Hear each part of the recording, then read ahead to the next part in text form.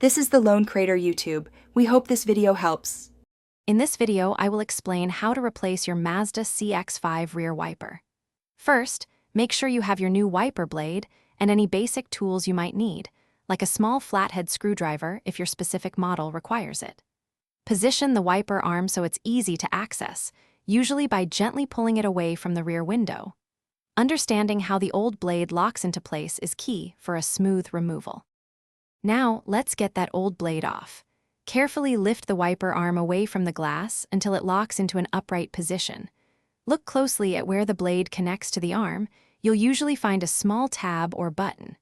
Press this tab firmly and then slide the old wiper blade straight off the arm. It should come off with a gentle pull once the tab is disengaged.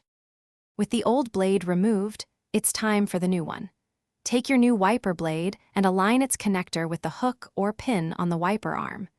Gently slide the new blade onto the arm until you hear or feel a click, indicating it's securely locked into place.